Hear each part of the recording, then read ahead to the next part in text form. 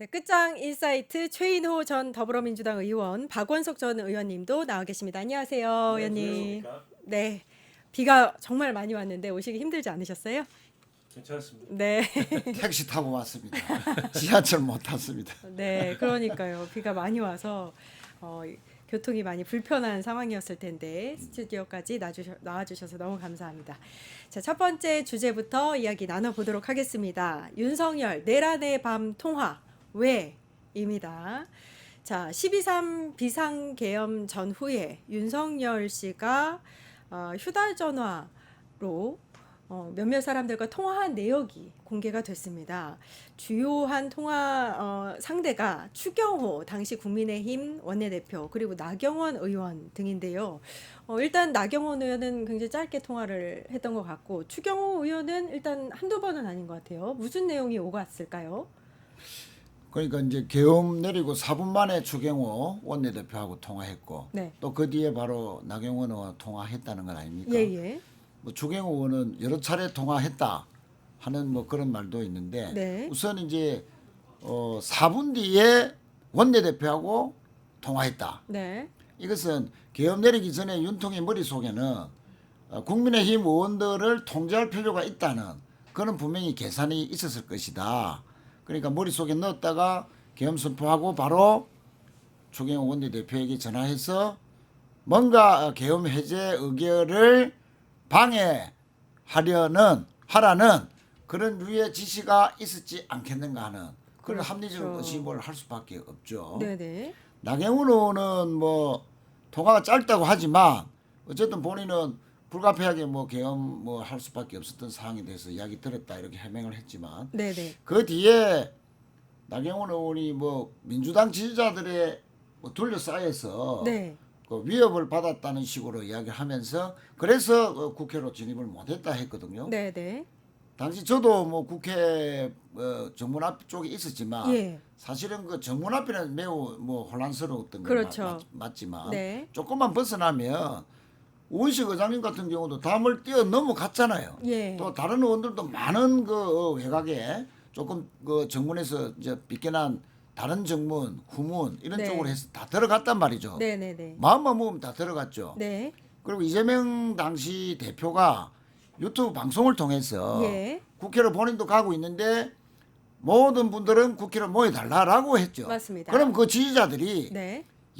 당시 여당의 국민의힘 의원들도 본회의장으로 가서 계엄 해제 의결에 뭐 협조해주면 좋은 거잖아요. 예.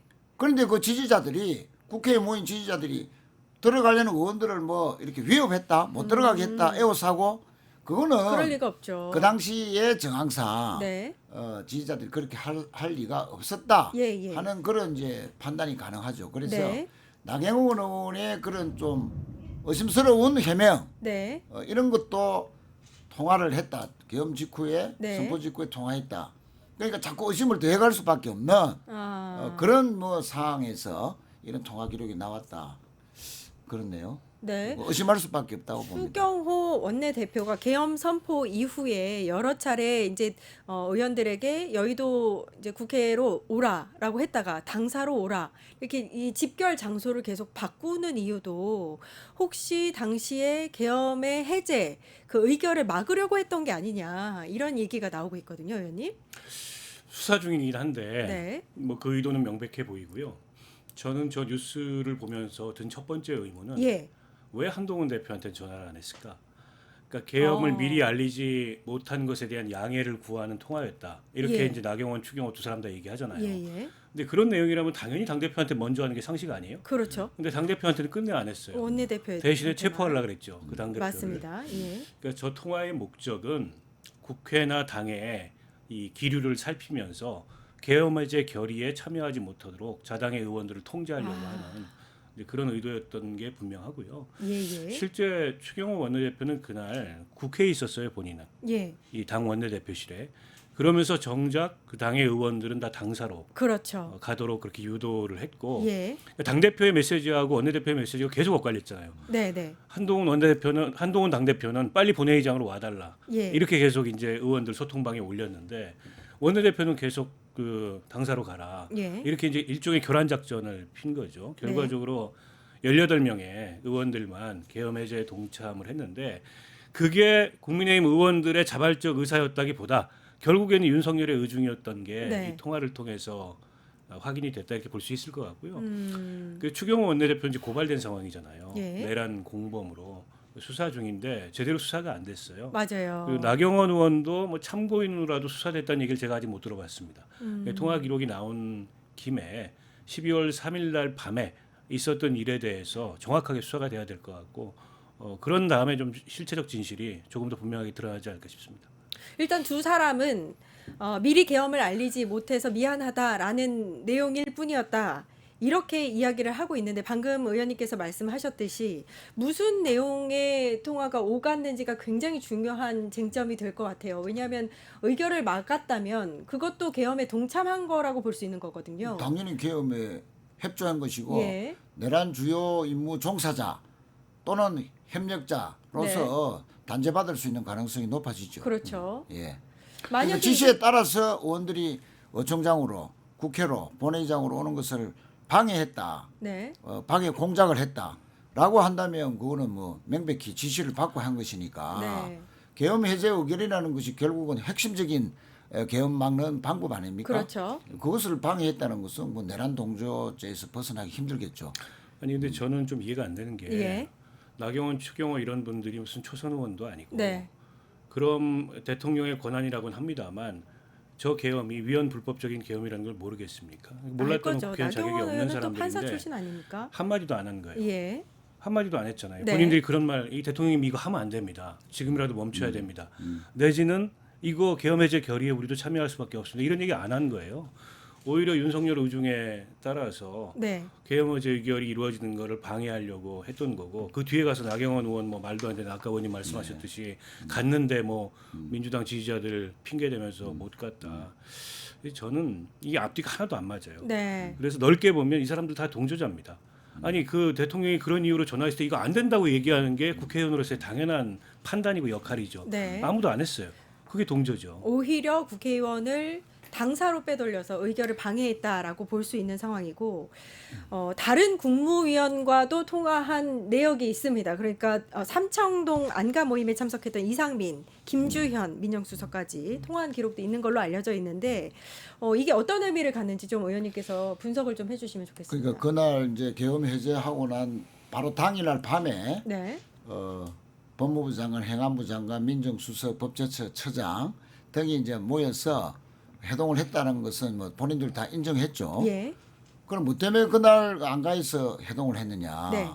그것은 2차 계엄을 모의하기 위해서 그런 거 아니냐 네, 하는 네. 그런 이제 의혹들이 강력하게 대두가 됐었죠. 네, 네, 실제 계엄을 다시 건의할 수 있는 사람은 국방부 장관은 이미 건의를 했고 예. 또 남은 사람은 행안부 장관 한 사람뿐입니다. 네, 네, 네. 그럼 행안부 장관과 법을 해석하고 또 여러 가지로 또 법무와 관련된 계엄 뭐 2차 계엄이 있다면 또 나름대로 지휘 선상에 있어서 법무부 장관, 네. 민정수석이야 당연히 대통령의 뜻에 따라서 여러 가지 조율을 또 하겠죠. 네, 네. 자, 법제처장. 그러니까 이런 법을 판단하고 해석하고 2차 계엄에 대한 법적 가능성에 대해서 충분히 의논을 할 만한 사람들이 다 모였다는 거죠. 예. 예. 예. 그리고 2차 계엄이 내려섰을 때 법적인 검토뿐만 아니고 과연 군과 경이 따라줄 것인가, 네. 또 국민들의 저항 정도가 어떤 것인가 라는 나름대로의 그런 판단을 했지 않았을까 하는 그런 합리적인 의심을 들 수밖에 없는 해동이다 네. 라고 이제 볼 수밖에 없는 거죠. 그래서 이제 한덕수 총리도 마찬가지인데 우리가 이제 이 내란 수사가 그냥 멈춰버렸지 않습니까? 예, 맞습니다. 딱 몇 사람 16명만 구속시키고 그 이상은 그렇죠. 확대되지 않죠. 또 대부분이 그 계엄군이에요. 군인들이에요. 그러니까요. 예. 그러니까 노상원에 대한 민간인 신분으로 예. 계엄을 주도했던 주요 임무 종사자 더 확대도 안 되고 예. 자 국무위원도 마찬가지인데 네. 이런 그 네 사람의 안가 해동했던 사람들뿐만 아니고 제일 의심스러운 사람 중에 한 사람이 한덕수입니다. 네, 네. 총리면서 3년간 했죠. 공식 비공식 주례 해동 또 회의 또 보고 거의 일주일에 최소한 한 서너 차례 많으면 거의 하루에 한두 차례 더 이상 만날 수밖에 네. 없는 그런 위치에 있는 한덕수 총리가 전혀 몰랐다. 계엄 선포된 뒤에 알았다. 자신은 국무회의에 가서 뭐 이렇게 말렸다. 뭐 이런 식으로 그거 자체를 그 저희들은 이제 못 믿겠다는 거죠. 예, 예. 그래서 그리고 이제 부속실장은 이제 밝혀진 것은 안가해동 그러니까 그 참모총장과 조지호 경찰청장과 계엄 선포 직전에 그날 밤에 안가해동을 했다는 거 아니면 네, 윤석열하고 네, 그렇죠. 그 연락을 했다는 거죠. 예, 그건 드러났잖아요. 네, 자 그러면 부속실장이 중간에서 했던 역할은 뭐냐? 네, 청와대에 있는 그 참모들이 과연 몰랐냐? 그건 뭐 알을 수밖에 없을 네. 것이고 김건희 라인은 또 뭐 어떻게 작동을 했느냐 이 계엄에 자 이런 그 내란의 주요 세력과 사람들이 검찰이 수사를 멈춰버리니까 결국은 이제 빨리 이제 대선 이후에는 이 특검을 그렇죠. 빨리 이제 실시해서 맞습니다. 낱낱이 다 밝혀야 되는 네, 뭐 그런 숙제가 이 있습니다. 윤석열 씨의 통화 내역이 의미하는 것들이 보면 그 국무위원들과 통화했다는 것은 의결 관련해서 그리고 이 계엄을 진행하는 데 있어서 국무위원들의 동의를 구하려고 했던 거 아니냐 뭐 이런 생각도 들고요. 2차 계엄 얘기도 하셨는데 이 부분에 대해서는 추가 수사를 통해서 좀 혐의를 확실히 해두는 게 좋겠다라는 생각이 들고요. 또 하나 통화한 대상이 유튜버가 있습니다. 고성국. 굉장히 많이 통화를 했단 말이에요. 그리고 실제로 고성국 이분이 한 이야기를 그대로 윤석열 씨가 그 다음날 담화로 발표하는 것도 확인이 됐어요. 어떻게 보세요? 그러니까 윤석열 전 대통령이 그 유튜버들 본인 예. 지지하는 강성 친윤 유튜버들하고 자주 소통한다 이런 이제 얘기는 있었는데 확인이 된 거죠. 예. 근데 고성국 씨 같은 경우에는 구독자도 굉장히 많은 네. 그 친윤 이 유튜버의 대표격인 인물이고, 근데 이분하고 단순히 소통한 정도가 아니라 어떻게 보면 이분하고 무슨 전략을 논의하고 대응 방안을 논의하고 더 나아가서 이제 고성국 같은 사람을 자기 메시지의 창구로 삼아서 자기가 하고 예. 싶은 얘기를 이제 유포하는 예. 그런 통로로 삼은 게 아닌가 싶어요. 어. 그러니까 지금 그 제일 많이 통화한 날이 첫 번째 탄핵소추 있었던 날이에요. 네. 그날 5번인가 통화를 했는데 네. 그 고성국 씨가 뭐 집회에 참여하느라고 전화를 못 받았다는 거 아니에요? 네. 근데 그날 저녁에 고성국 씨가 자기 유튜브에 나와서 한동훈 그 국민의힘 대표를 아주 격렬하게 비난을 네. 합니다. 그러면 정황상 어쨌든 윤석열하고 이 탄핵소추 상황에 대해서 대응 방안을 논의하고 한동훈 비난할 것을 주문하고 뭐 이런 거 아니겠어요? 네. 근데 지금 윤석열 씨가 지금도 그러고 있다는 겁니다. 어. 최근에 그 사퇴를 하니 많이 뭐 탈당을 하니 많이 이런 그렇죠. 얘기가 있는데 예. 그 얘기를 제일 먼저 꺼낸 사람이 서정욱 변호사예요. 예, 예. 근데 제가 그 서정욱 씨하고도 방송을 많이 해서 물어봤는데 네. 처음에 이제 그 탈당 얘기는 자기 아이디어 수준이었는데 그걸 가지고 만났대요, 윤석열을. 만나고 나서 나온 얘기는 할 생각이 없다. 그러니까 일제히 지금 친윤 유튜버들은 윤석열 대통령이 탈당하는 게 선거에 도움이 안 된다. 이렇게 이제 입을 맞춘 듯이 얘기를 하고 있어요. 그리고 지금도 이렇게 그 국민의힘 경선 과정이나 네. 한덕수 갈아 끼우기 과정에서 여기저기 윤석열이 전화해가지고 네. 그 과정에 개입한 정황들이 있어서 지금이야 뭐 전직 대통령이니까 그렇다 치고 예. 현직인 시절에는 공식 보좌기구가 있잖아요. 네. 대통령 비서실도 있고 내각도 있고 당도 있고. 네. 근데 이런 시스템을 통한 공적 의사결정과 공적 의사소통이 아니고 그렇게 그렇죠. 본인이 유튜버들하고 네. 사적으로 소통하고 또 사적으로 주문하고 이렇게 해서 메시지 전파하고 의사결정했다는 거 이게 시스템이 무너진 거거든요. 네, 네. 그러니까 이제 저런 내란 같은 걸 일으키는 거예요. 그래서 그러니까요. 지금 고성국 씨나 이런 사람도 넓게 보면 다 내란 동조자들에 해당하는 겁니다. 네. 때문에 이거 뭐 대선 이후에 그냥 검찰의 수사로는 안 될 것 같고 결국 이제 특검법이 특검으로. 통과돼서 특검법이 통과되면 이제 이 수사 범위가 확대되고 네. 수사 대상이 확대될 수밖에 예, 없거든요. 그렇게 처리해야 될 문제라고 봅니다. 일단 이제 비화폰으로 통화를 했다고 하니까 통화 내역을 밝힐 수는 없을 것 같고 일단 경호처도 이 수사에 협조하지 않아서 거의 6개월 넘어서야 이걸 서버를 확보한 걸로 알고 있거든요. 그럼 내용이 거의 남아 있지 않을 텐데. 그 이제 통신 기록은 남을 거죠. 네. 그 네트워킹이 어떻게 작동이 됐는지 일설에 의하면 1,300개의 비화폰이 풀렸다. 공직자뿐만 아니고 민간인 신분, 예를 들면 노사원 같은 네. 그 퇴역 군인들, 네. 특수부대 출신들 네. 이런 사람들에게도 지급이 됐다는 뭐 그런 지금 의혹을 갖고 있지 않습니까? 예. 그래서 지금도 1,300개의 비화폰이 다 해소되지 않았다. 그리고 이 비화폰을 가지고 직접 오다를 내리는 네. 그 지휘자가 그 임무를 종료 지시를 안 하면 예. 아직도 살아 있다는 건 아닙니까? 네, 네. 만약에 그게 사실이면 이 사람들이 어떤 무기를 가지고 어떤 짓을 이 대선 국면에서 할지도 모르는 네. 그런 정말 위험스러운 상황이 대한민국의 현실일 수도 있다. 워낙 믿기지 못할 일들이 계속 벌어지니까. 그러니까요. 예. 그래서 이 비아폰 서버의 확보와 그 이제 추적을 해서 누구와 어떤 통화를 했는 내용까지는 확보하지 못한다 하더라도 네. 누구와 몇 차례 했다. 그리고 그 전화를 받은 사람이 누구이며 그 위치 추적은 할 수 있지 않겠느냐. 네. 자, 예를 들면 계엄 당일날 비아폰을 들고 검사 2명이 선관위에 출동했다는 보도가 있었죠. 예. 그건 아마 검찰도 부인을 안 하고 있습니다. 네. 그러면 아니 검사 2명이 왜 선관위에 비아폰을 들고 출동을 하지? 그럼 미리 선관위에 출동한다는 것을 그 야밤에 알고 그렇죠. 있었다는 거잖아요. 예. 그러면 선관위를 침탈해서 그 검사들이 해야 될 역할은 뭐냐? 군인들은 가서 그 선관위 서버 확보하고 바로 검사들이 입회하에서 뭔가를 증명해주고 뭔가 문제가 있었다, 부정선거가 있었다는 것을 협조하려고 한 거 아니냐라는 네. 그래서 이제 이 부정선거 규명 때문에 계엄을 내렸다 하는 것을 이렇게 합리화시키기 위해서 출동하려고 했던 거 아니냐. 예. 자, 그러면 그것이 왜 검찰은 김성훈 경호처 차장에게 구속영장을 계속 미루고 영장이 그 법원에서 취소 당하게끔 하고 그리고 그 영장 실질 심사에 갔는데 검사가 한 명도 안 나타나는. 예. 이거 누가 봐도 이제 김성훈을 봐주기 한다는 그런 말이 나올 수밖에 없는 네. 그런 상황에는 뭔가 김성훈 차장만 이렇게 저항하는 이유가 비아폰 서버와 관련된 본인의 범죄 행각 예. 모든 사실이 드러날 수도 있다는 그런 그 우려뿐만 아니고 검찰도 뭔가 이 내란에 비아폰과 관련된 네네. 뭔가에 연계된 거 아니냐라는 의심을 할 알겠습니다. 수밖에 없는 검찰의 태도였죠. 예, 알겠습니다. 일단 계엄이 사태가 있었던 지 6개월이 이제 다 돼가는데 그 일련의 그 상황들이라든지 어떻게 진행됐는지에 대해서 전혀 알고 있지 못하다는 거, 그 부분이 매우 국민들은 답답할 것 같고요. 특검을 통해서라도 이 상황을 빠르게 좀 파악을 해서 처벌까지 이어져야겠다라는 말씀들을 해주셨습니다. 두 번째 주제로 빠르게 넘어갈 텐데요.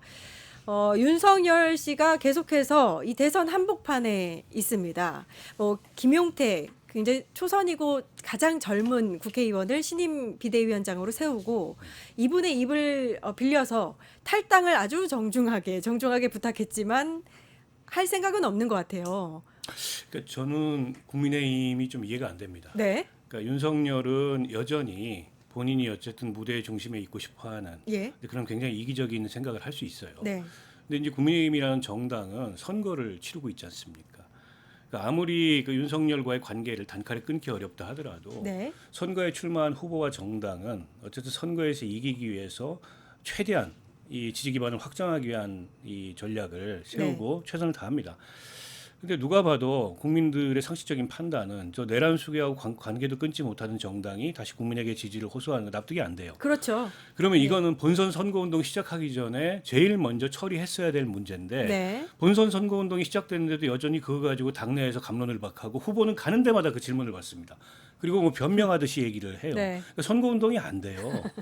그러게요. 그런데다가 김용태 비대위원장 이분이 이제 되게 젊은데 네. 35살. 그래서 쇄신의 칼자루를 한번 줘보라고 줬는데 이거는 그 윤석열이 당의 처분을 기다리는 게 아니고 당이 윤석열의 처분을 기다리고 있잖아요. 네. 가서 호소하고 선의에 뭐 그러니까요. 읍소하고. 네. 그러니까 이게 윤석열 포켓 정당이에요. 네. 아직도 윤석열 호주머니 안에 있는 아, 정당입니다. 포켓 정당. 그럼 국민들이 보기에 아무리 김문수 후보가 뭐 지금 오늘 비도 오는데 유세차 타고 열심히 돌아다니면서 목이 터져라 얘기한들 그런 얘기가 들리겠냐고요. 내란 수계하고 관계도 못 끊는 정당이 네. 무슨 염치로 나와서 표를 달라고 하냐. 이 말 한마디면은 선거가 안 되는 거예요. 예. 근데 이제 집단적으로 뭐랄까 정치적 이성이랄까 이런 네. 게 마비된 겁니다. 네. 그러니까 국민의힘도 저 정도 정당은 아니었어요. 선거를 잘하는 정당이었습니다. 근데 네. 탄핵 한 2번 되더니 완전히 망가졌어요. 그러니까요. 그래서 제가 보기에 윤석열 탈당 안 합니다. 안 해요. 근데 저 당은 출당시킬 능력이 안 돼요. 그냥 이대로 가는 겁니다. 제가 보기 선거 끝날 때까지.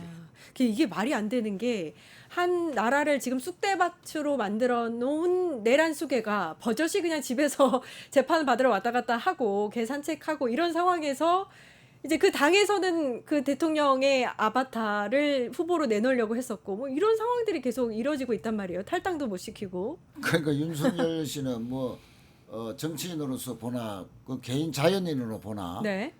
가장 이기적인 사람. 그러니까요. 양심도 뭐, 없어요. 뭐 개변은 뭐 세상 있는 개변은 다 끌어다 쓰는 네.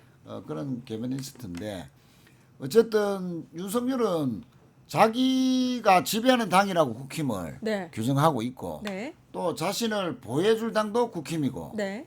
또 자신이 탈당할 이유가 전혀 없죠. 뭐 이 그 내란 수사 또 재판 국면에서도 도움을 받아야 될 뿐만 아니고 대선이 진다 하더라도 그 뒤에 자신이 주도하는 또 친윤들이 주도하는 국힘을 바라기 때문에 네. 자신이 그 먼저 탈당할 이유는 전혀 없지 않습니까? 네. 그러면 이제 출당을 시키든지 또는 강제로 출당하는 환경을 만들어서 탈당할 수밖에 없는 상황을 만들든지 해야 되는데 네. 이 비대위원장의 이런 그 워딩이나 표현이 정중하게 요청한다. 그러니까요. 그러니까 이렇게 출당시켜야죠. 비대위원장은 권한이 있지 않습니까? 그걸 못하게 이렇게 힘없는 초선 젊은 국회의원을 세운 게 아닐까요? 글쎄요. 그런데 김문수 후보가 김용태 의원을 비대위원장으로 시킨 이유는 두 가지다. 네. 하나는 자신은 강경 보수들을 계속 끌고 가야 되니까 또 대선이 지고 난 뒤에도 그 사람들이 의지해서 당권을 잡든지 뭘 하든지 해야 되니 그렇죠. 김용태 당신이 알아서 윤석열을 탈당을 시키든 출당을 시키든 말 처리해 주시오.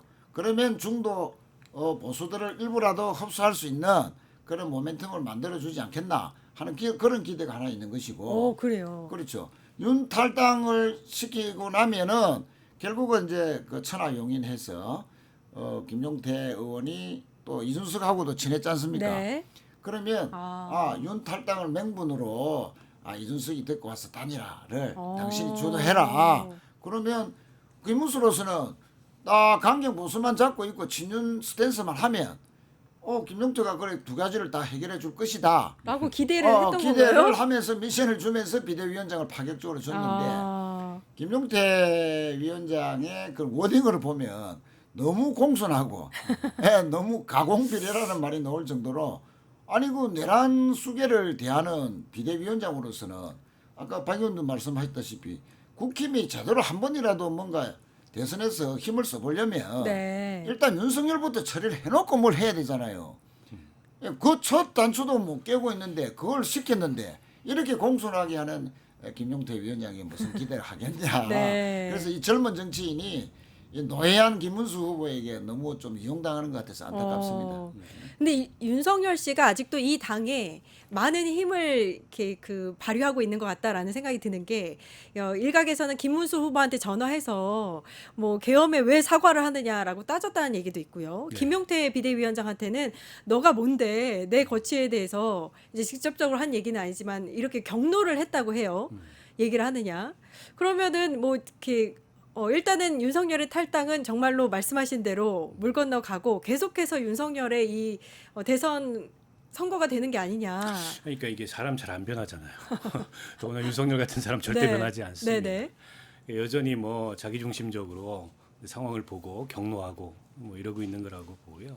실제 윤석열 주변에서는 여전히 국민의 한 30% 정도는 본인을 지지한다. 네. 때문에 본인이 이 선거에서 빠지는 게 선거에 오히려 도움이 안 된다. 이렇게 생각을 한다는 거예요. 예. 내가 있어주는 게 선거에 도움이 된다.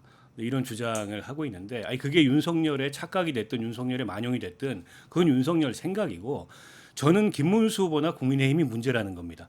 더 이상 윤석열이 문제다라는 얘기는 우리가 해봐야 뭐 윤석열이 달라질 것도 없고 그건 별로 의미 없는 얘기고 네. 그러나 이제 국민의힘이나 김문수는 선거를 치르고 있고 앞으로도 선거를 치러야 될 정당이에요. 네. 근데 왜 이러고 있는지 답답합니다. 그러니까 김문수 후보도 질 때 지더라도 잘 져야 이게 의미가 있는 거고 본인도 정치 인생 잘 그러게요. 마무리하는 거잖아요. 예. 근데 이렇게 되면 이제 역대 이제 그 민주화 이후로 최다 이 표차로 패배할 가능성이 높아요. 그 책임은 다 자기가 쓰는 겁니다. 네. 근데 본인이 뭐 의리 때문에 그런다면 그것도 말이 안 되는 게 네. 그 더 큰 대의가 있는데 무슨 조폭들도 아니고 그런 그러게요. 의리 가지고 거기에 발목이 잡힙니까? 본인이 한독수 팔아가지고 경선에서 이겼지만 한독수하고 단일화 안 했잖아요. 네. 명분이 있어서 안 한 겁니다. 그렇죠. 내가 어쨌든 민주적 그때까지만 정당성이 해도 내가 민주적 정당성이 있는 후보고 네. 대의는 나한테 있다 이러고 안 예, 했잖아요. 맞아요. 마찬가지예요. 지금 윤석열하고 개인적 관계, 윤석열이 자기 장관시켜 준 거는 사소한 일입니다. 이제 네. 더 큰 대의 앞에 있는데 그 더 큰 대의 앞에 눈을 감고 거기에 발목이 잡혀 있다면 그런 분이 무슨 대통령을 합니까? 네. 그리고 김용태 의원한테 미룰 문제가 아니에요. 선거 때는 전부 후보인만 쳐다봅니다. 그럼요. 후보가 뭐라고 얘기하느냐가 핵심이고 지금 국민의힘이 아무리 기반이 그 김문수 후보가 없어도 지금 현재 상태에서는 김문수 후보가 얘기한 대로 가게 돼 있어요. 그렇죠. 예. 근데 정작 이제 문제는 본인입니다. 그렇죠. 근데 본인이 윤석열과의 관계를 그런 방식으로 네. 끊을 생각이 없는 거예요. 그러면 뭐 이 선거에 대한 책임은 김문수 후보가 지는 거죠. 알겠습니다. 대선이 막바지에 다다르고 있습니다. 18일 남았는데 국힘은 여전히 대선을 하고 있는 게 아니라 그 이후를 생각하면서 당권에 대해서 어떻게 가져갈지 이 고민만 하고 있는 듯한 모습. 국민으로서 좀 답답하게 쳐다보고 있습니다. 자, 지금까지 끝장인사이트 최인호, 박원석 의원님 함께했습니다. 감사합니다. 뉴스토마토가 12.3 내란을 막아낸 시민영웅 1000명 찾기 프로젝트를 진행합니다. 내란을 막고 탄핵 소추를 이뤄낸 시민영웅 1000명을 찾아내 대한민국 민주주의의 역사로 기록하고 시상의 본보기로 삼음으로써 민주주의를 더 널리 확산하기 위한 프로젝트입니다. 이 과정에 직접 참여했거나 참여자를 추천해 주실 분들은 우측 제보하기 QR코드나 아래 메일로 추천 및 제보해 주세요. 많은 참여 바랍니다. 뉴스토마토와 함께해 주실 분들을 기다립니다.